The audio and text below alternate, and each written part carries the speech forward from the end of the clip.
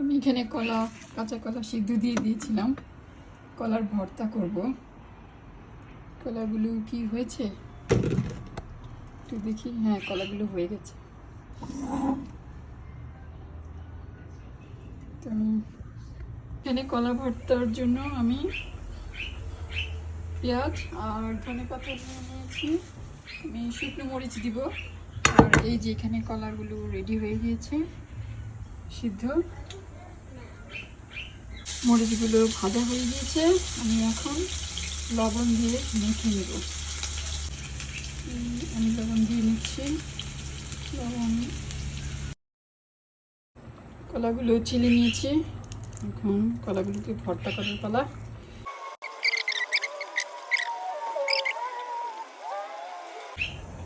একটু সরিষার তেল দিয়ে দিচ্ছি ভর্তায়।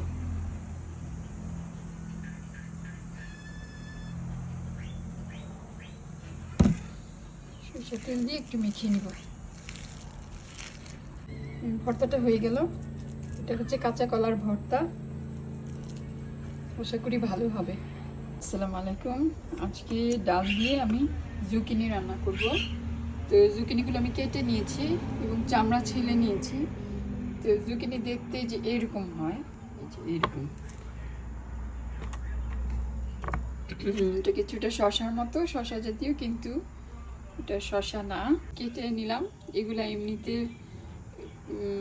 ভাজি করলেও খাওয়া যায়, কিন্তু আমি ডাল দিয়ে রান্না করব। অনেকে ডিম দিয়েও এটা রান্না করে, ভেজে নেয়। এটার মধ্যে একটা তিতা স্বাদ আছে।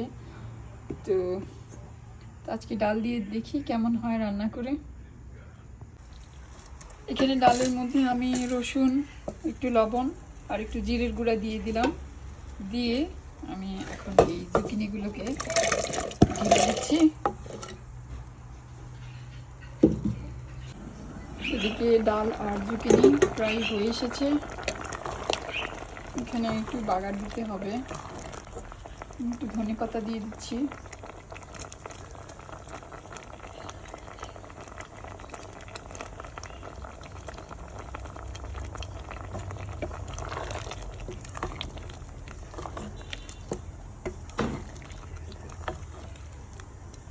এখানে মরিচ ভেজে নিচ্ছি ভর্তার জন্য। এখানে পেঁয়াজ আর আমি পাঁচফোড়ন দিয়ে দিয়েছি। এটা আমি এই যে এখানে ডালে দিয়ে দিব। ডাল আর জুকিনিতে প্রায় হয়ে গিয়েছে।